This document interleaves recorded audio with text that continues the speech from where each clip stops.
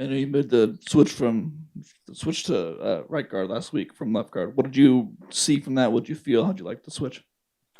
Yeah, I thought the switch was pretty good. My mentality is just being whatever the team needs. So I just felt like the transition was good. I felt good. Felt actually, stronger at the point of attack and stuff like that. I feel like I'm just a right hand dominant. So yeah, I felt pretty good. Right here on the left, Eric.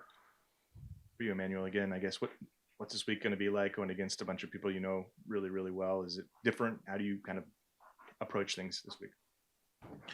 Yeah. So as far as my approach is the same. Just because of the opponent, it doesn't necessarily change. As you stated, I do know I do know them, so it's a couple of things. I feel like I do know about how they play and whatnot. So just as far things like that can help me in my approach, just in knowing my personnel and how they're going to play and things of that nature. So Right on the left, John. Back to you with flipping sides on the line. Duo has been such a big part of you guys' run game this year, and obviously have done it very well. When that's when you're working double teams, especially and you're flipping sides, having to work with different guys, working with Poncho from the right side, working with Harkey for the first time. Just what went into that call specifically? Because on Noah's big run, there was a lot of very successful duo runs on Friday. um, can I get like can you explain more like what you're trying to ask? Yeah.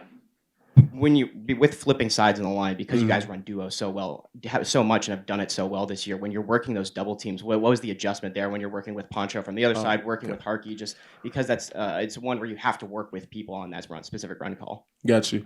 Yeah. I feel like um, with all the guys I've played with, our mentality is just being versatile. So whoever moves wherever, we're football players at the end of the day. So we're just looking. We're trying to get the job done in the most optimal way. So when I made the transition, we all help each other, right? So it's just not me out there and things of that nature. It's a couple of reminders and things like that we give each other, or that that we remind each other, for all five of us to be successful. So yeah, just making that transition and things of that nature. I don't feel like we skipped a beat because we do that. So. Jack right,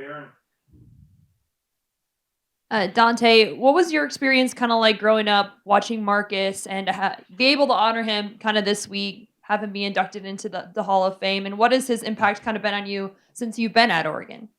Yeah, growing up, he's a quarterback that everybody loved watching. He's for sure a goat around here at the University of Oregon.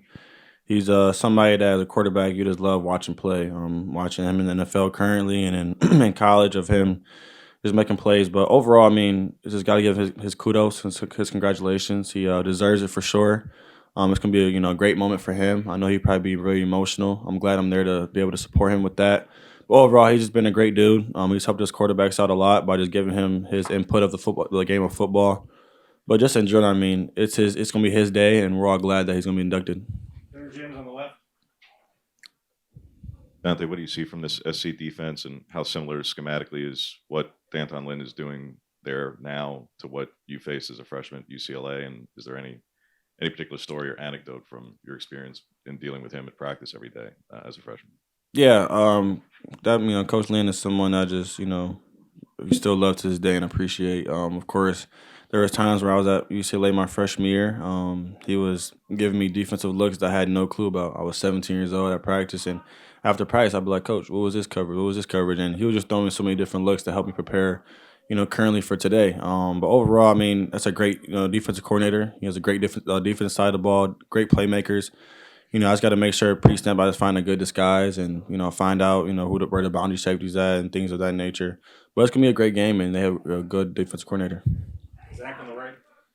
Dante, you obviously did a lot of things really well on Friday night. After watching the film, where do you feel like you can still improve? Obviously, 3 incompletions, but Obviously, I'm sure there are things that you want to improve on. Where is that? Yeah, I'll say ball placement. There's been many times where the receivers, of course, have to go up there and make catches for me, and that's just a game of football. Of course, every pass won't be perfect, but as a quarterback, you want it to be perfect. Kenny did a great job making spectacular catches. J Mac, Jamari, just everybody across the whole board. So I feel like just ball placement is the biggest thing. We had great communication out there. We had a great run game. Shout out E-Man, everybody getting the push up front, but just ball placement would be the best thing for me. On the left there. Kind of following up on that with ball placement, how much does that change when the personnel changes in terms of where each individual player likes the ball? Is that kind of a bit of a learning curve you're having to go through? And how do you feel like maybe you've progressed now, having had several games with this group as opposed to some of the other players who are playing?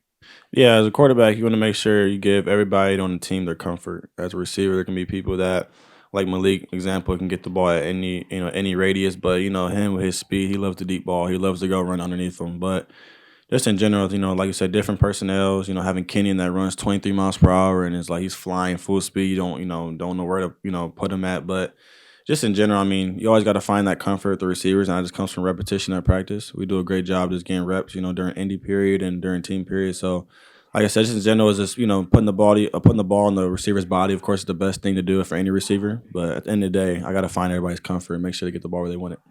Two more, John, then James.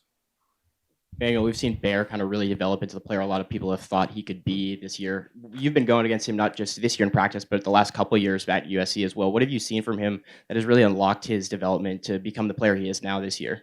Yeah. First off, shout out Bear, man. Great guy. We've known each other for, like you said, the last 3 years now. And shoot, ever since I arrived at SC, we battled. Football is a game of growth, right? And so we all have growth stages in our life and within the game of football. And when I got to SC, I feel like as far as just making that that transition and seeing like different type of players and style of play with the player like Bear, he most definitely I would say got me to that level. Introduced me to a new level, a new game, and stuff like that, and just I was able to verse myself of how D linemen play with the different type of force and tenacity and stuff like that, and I feel like that just prepared me overall, to be equipped with any D lineman that I go against. So, last question, James. Dante, you talked throughout the year about perspective and having perspective with both good times, bad times, and like when there's a game like this with the stakes that there are, and people can talk about pressure and pressures of privilege and stuff. How do you approach it in terms of? I suppose it's not mutually exclusive, right? Like it could be both pressure, but also like this is fun, right? This is kind of like what you're here for. Mm-hmm. So how do you approach it mentally of like appreciating all that there is, both pressure and yes, this is what you're here for? Yeah, it kind of just takes me back to my younger self. It could be Little League, it can be high school, it can be times where there's a lot of stakes on the line. I mean, this year we played at Penn State, we played Indiana at home, we played at Iowa, 2-minute drive. I mean, there's so many situations that has had so much emotion into it. But I kind of feel like this game, of course, is another opponent. Of course, our goal every week is to go 1-0. So a lot of people say a lot of stakes on the line, season on the line. I mean, at the end of the day, like I'm here to, ride or die with my brothers. I feel like we're going to go out there and compete and have fun. And I feel like when we're having fun, that's when we're at our best.